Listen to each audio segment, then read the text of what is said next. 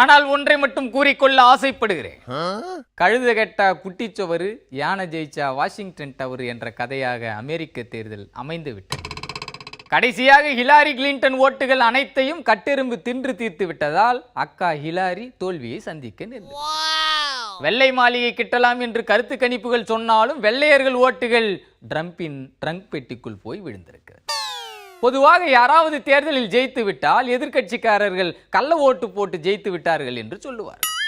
ஆனால் Donald Trump வெள்ளை ஓட்டு மூலம் ஜெயித்திருப்பதாக சொல்லுகிறார். அதாவது அமெரிக்காவில் வாழும் நடுத்தர குடும்பத்தை சார்ந்த வெள்ளை இனத்தவர்கள் தான் மாற்றி குத்தி விட்டதாக டெமோக்ரட்டஸ் மாரடிக்கிறார்கள். அதாவது ப்ளூ காலர்ஸ் என்று சொல்லப்படுகிற மக்கள். கழுதைக்கு நோ சொல்லிவிட்டு யானை மேல் அம்பாரி போக ஆசைப்பட்டு ட்ரம்புக்காக குத்தி இருக்கிறார்கள்.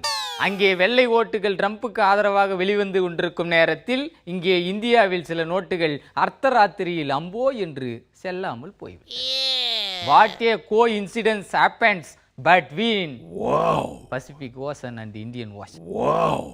அமெரிக்காவில் முதன்முறையாக அரசியலில் ஆனாவண்ணா தெரியாத டொனால்ட் ட்ரம்ப் வெள்ளை மாளிகையின் உள்ளே நுழைய இருக்கிறார்.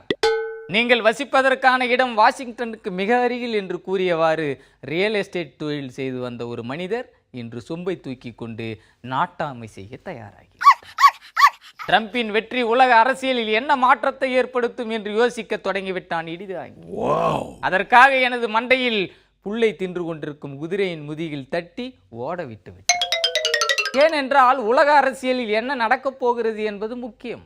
அதற்கு தக்கவாறு இடிதாங்கியும் தனது யுக்தியை மாற்றினால்தான் திருப்பரங்குன்றத்தில் திருப்பம் பெறும். ட்ரம்ப் வெற்றி பெற்றதால் சீனா இப்போது என்ன செய்வது என்று யோசித்துக் கொண்டிருக்கிறது. ஏற்கனவே அமெரிக்க சந்தையை சின்ன பின்னமாக்கி விட்டதாக சீனாவுக்கு எதிராக வினா எழுப்பியுள்ளார். ஒருவேளை சீனாவுக்கு எதிராக நிலை எடுத்தால் இந்திய சந்தையில் புதிய நோட்டுகள் புத்தெழுச்சி பெறுவதற்கான வாய்ப்புகள் இருக்கிறது. ஆனால் நான் அப்படி சொல்லவே இல்லை என்று ட்ரம்ப் யூட்டன் போட்டுவிட்டால் சீனா காணா கண்ணா பின்னா என்று வளரத் தொடங்கிவிடும்.